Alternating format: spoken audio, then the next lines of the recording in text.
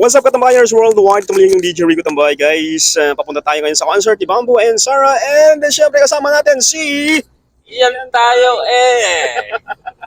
Ayan guys, ayan ang abangan nyo sa ating vlog na ito. And ilang minuto na lang na doon na kami sa area, sa QNCC. See you! Check the mic and make sure it sound right, boys.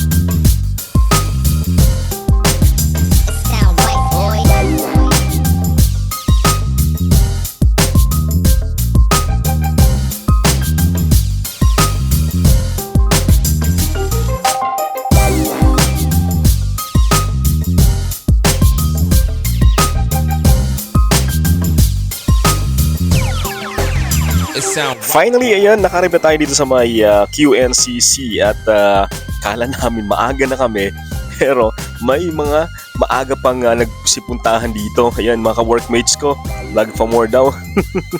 At syempre kasama ko pa rin si Ian tayo eh. Yun, yan tayo eh. Panay vlog din, no? Alright guys, kailangan namin pumunta dun sa pinakadulo at bawal